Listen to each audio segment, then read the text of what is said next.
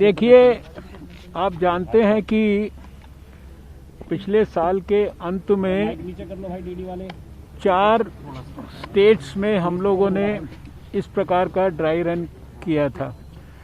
उस 4 स्टेट्स में जो वैक्सीनेशन सेंटर्स पर ड्राई रन के अंदर जो फीडबैक्स मिले, उन फीडबैक्स में से जो भी हमें हमारी डिटेल्ड गाइडलाइंस में और फर्दर इम्प्रूवमेंट्स, एनहेंसमेंट्स, बेटरमेंट करना था, वो सब और फर्दर छोटे छोटे भी इनपुट्स अगर कोई मिले, उनको हम लोगों ने इम्प्रूव करके सारे देश को गाइडलाइंस को इम्प्रूवमेंट्स के साथ शेयर किया। कल भी सारे देश के डिस्ट्रिक्ट मजिस्ट्रेट्स के साथ हम लोगों ने स्वास्थ्य मंत्रालय में कई बार कोऑर्डिनेशन हो चुका है, फाइनल फिर से कोऑर्डिनेशन किया है।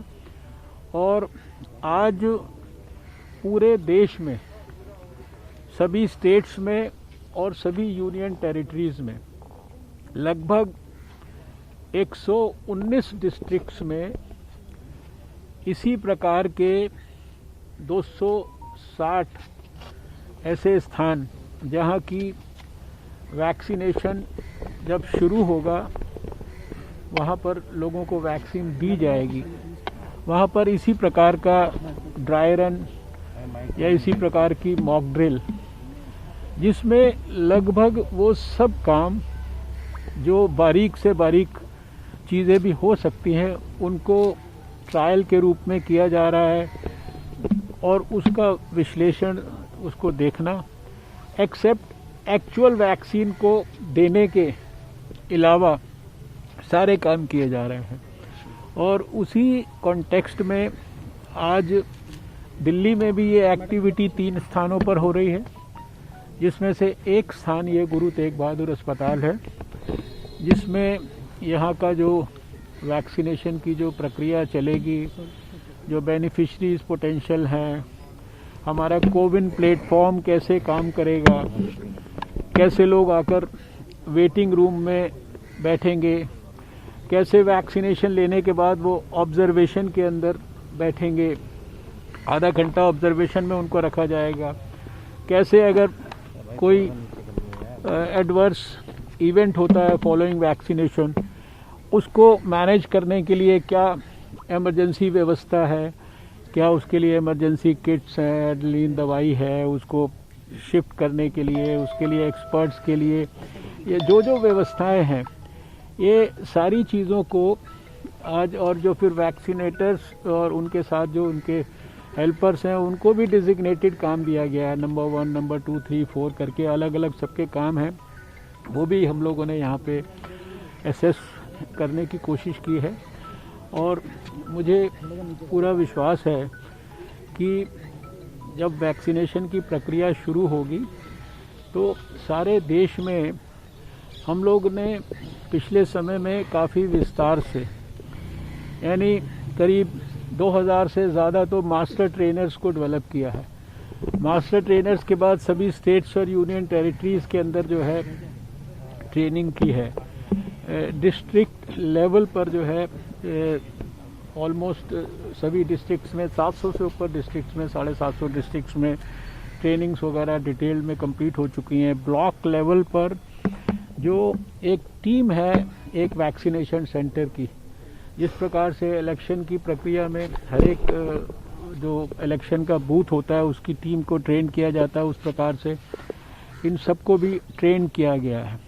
लगभग 150 पेजेस की डिटेल्ड गाइडलाइंस बनाई गई हैं, जिनको कि बहुत डिटेल में सर्कुलेट किया गया है, लोगों को ट्रेन किया गया है, उसके लिए मोटिवेट किया गया है। और अब इस ड्राई रन के माध्यम से हम लोग स्टेप बाय स्टेप इस एक्सरसाइज के लिए सभी लोगों को अभ्यस्त कर रहे हैं। मुझे पूरा विश्वास है, क्योंकि देश को पुराना बहुत लंबा समय का अनुभव है। बहुत बड़ा यूनिवर्सल इम्यूनाइजेशन प्रोग्राम हम देश में चलाते हैं, और जिसमें करोड़ों बच्चों को लगभग 1 दर्जन वैक्सीन्स दी जाती हैं। अभी पिछले समय में आप जानते हैं कि मीजल्स रूबेला का शायद दुनिया का सबसे बड़ा प्रोग्राम यह हम लोगों ने चलाया। पोलियो जैसी बीमारी जिसके 60% बच्चे केवल भारत में होते थे, उसके लिए भी लाखों पोलियो केंद्र बनाकर और वैक्सीन को -20 डिग्री पर वैक्सीन कैरियर्स और सारी चीज़ों की मदद से उन सब सेंटर्स पर उपलब्ध कराकर, तो देश के पास जो वृहद अनुभव है उन सब चीज़ों का इस्तेमाल करके हम लोगों ने अब कोविड की वैक्सीनेशन के लिए सारी अपनी तैयारियां किए हैं। ये तैयारियां पिछले लगभग 4 महीने से ज़्यादा समय से, ये नेशनल एक्सपर्ट ग्रुप जब बनाया गया था, सारे हेल्थ के भी लोग उसमें इन्वॉल्व थे, कुछ स्टेट्स के लोगों को भी इन्वॉल्व किया था हम लोगों ने। तो एक एक बारीक से बारीक चीज़ की डिटेल्ड गाइडलाइन बनाई गई है, सबके साथ शेयर की गई है। तो आने वाले समय में हमें लगता है 2021 जो है, इसमें ये सारी प्रक्रिया बहुत स्मूथली आगे बढ़ेगी। अभी इसके बाद हम दूसरे सेंटर पर जाना चाहते हैं, जो एक प्रकार से अर्बन हेल्थ सेंटर है दरियागंज के अंदर। तो वहाँ पर भी आप चाहें तो देख सकते हैं ये सारी जो सर कोविशील्ड और कोवैक्सीन के लिए कल एक्सपर्ट कमेटी बैठी थी, तो क्या रिकमेंडेशन दिया है डीसीजीआई के साथ? देखिए, ऐसा है कि अब आप लोगों ने इतने धैर्य से इतनी प्रतीक्षा की है, जानकारी तो आप लोगों को प्राप्त हो ही जाती है और आप लोग सब जो है चारों तरफ उसको फैला भी रहे हैं। अभी जो DGCI है वो जो भी उनकी रिकमेंडेशंस हैं उसके ऊपर विचार करके बहुत शीघ्र अपना निर्णय देगा और वो सब निर्णय आपके साथ शेयर किया जाएगा। जो 119 डिस्ट्रिक्ट्स और 260 स्थानों पर जो आज ट्रायल हो रहा है, इसमें सब जो इंस्ट्रक्शंस भी दिए गए हैं देश को, उसमें ग्रामीण इलाके, अर्बन सेटिंग्स, फिर जो difficult hard to reach areas हो सकते हैं, प्राइवेट सेटअप के एरियाज़ हो सकते हैं, क्योंकि हेल्थ वर्कर्स तो प्राइवेट सेक्टर के भी और दूसरे भी। तो ये सारी चीज़ों के लिए हर प्रकार से, मैंने आपको अभी कहा ना कि इतने बड़े बड़े प्रोग्राम भारत चला रहा है, ये सब इम्यूनाइजेशन के ही चला रहा है। पूरी वैक्सीन, आपको पोलियो फ्री करने में भी आपकी अहम भूमिका रही थी और ये अब कोरोना वैक्सीन आने ही वाली है, तो कितना चैलेंजिंग है और कितना अलग है सर? नहीं, देखिए हर एक चीज़ चैलेंजिंग होती है, लेकिन आपने देखा है कि भारत में जो कोविड के खिलाफ लड़ाई है, अभी आज 2 जनवरी आ गई है। मैंने 8 जनवरी को दुनिया में सबसे पहले कोविड के लिए जो लड़ाई है उसके लिए एक्सपर्ट ग्रुप की मीटिंग जो है अपने स्वास्थ्य मंत्रालय में पिछले साल 2020 में की थी। 1 साल सारे देश ने मिलकर लड़ाई लड़ी है, होल ऑफ गवर्नमेंट अप्रोच से, होल ऑफ सोसाइटी अप्रोच से, सारी स्टेट गवर्नमेंट सब ने मिलकर लड़ाई लड़ी। तो आपने देखा कि 135 करोड़ के देश में भारत में अभी लगभग 1 करोड़ से थोड़े ही ज़्यादा मरीज़ हुए हैं, उसमें से 98 और 99 लाख के बीच में तो ठीक होकर घर चले गए हैं। दुनिया का हाईएस्ट रिकवरी रेट 96% से ऊपर हमारा है। दुनिया का सबसे कम लगभग फैटालिटी रेट 1.45% ये हमारा है। और जितने भी पैरामीटर्स हो सकते हैं, आज आप ही लोग टेस्ट कहते थे, फरवरी के, जनवरी, मार्च के महीने में, अप्रैल तक के महीने में भी आप लोग कहते रहते थे। आज सबसे ज़्यादा 10 से 15 लाख टेस्ट हम रोज़ भारत में कर रहे हैं। 2280 से ऊपर जो है लेबॉर्ट्रीज़ जो है, एक लेबॉर्ट्री से यात्रा शुरू की थी, सब कुछ आपके सामने हुआ है।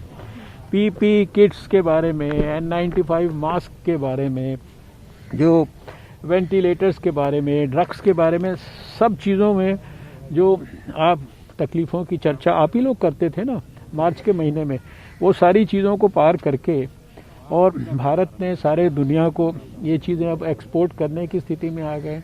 शुरुआती समय में हम लोगों ने वायरस को आइसोलेट करके दिखाया, अब वायरस को कई हज़ार यानी 40-50 हज़ार वायरस तो हमारे रिपोजिटरीज़ में हमने जमा कर दिए। जीनोम सीक्वेंसिंग आज नहीं हमने शुरू की, 6 महीने से हम लोग अपने अपने लेबॉर्ट्रीज़ में जीनोम सीक्वेंसिंग कर रहे हैं। और अभी आपने देखा कि अगर एक नया वेरिएंट की बात आई तो वो तुरंत जो है वो क्योंकि काम हमारा लगातार चल रहा है, उसका भी कंसोर्टियम अब बन सर, कुछ गया है। धार्मिक संगठन अफवाह फैला रहे हैं वैक्सीन के इस्तेमाल को लेकर, उस पर क्या कहेंगे? कहीं मुश्किल देखिए आएगी जब देखिए वैक्सीन मेरा की चलेगी? मेरा देश के लोगों को ये अपील है कि किसी भी अफवाह में ना जाएं। भारत की सरकार प्रधानमंत्री नरेंद्र मोदी जी के नेतृत्व में सारे देश के लोगों को कोविड से हर प्रकार की प्रक्रिया के माध्यम से सुरक्षित रखना चाहती है।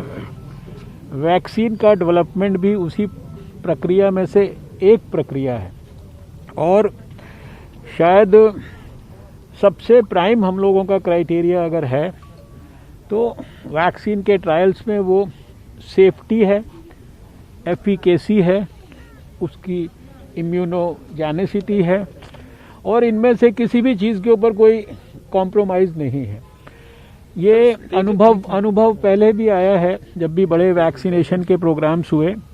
मैं देश वालों को याद दिलाना चाहता हूं कि पोलियो इम्यूनाइजेशन में भी बहुत सारी इस तरह की अफवाहों को फैलाया गया था, लेकिन धीरे धीरे देश के हर व्यक्ति को ये जो भी अफवाह से पीड़ित होने की संभावना थी उनको रियलाइज़ हुआ कि भाई बच्चों को अगर अपंग और अपाहिज होने से बचाना है तो ये पोलियो की वैक्सीन लेना ज़रूरी है। और वैक्सीन सबने ली और उसके बाद भारत जो है आज दुनिया में WHO से सर्टिफाइड पोलियो फ्री नेशन है।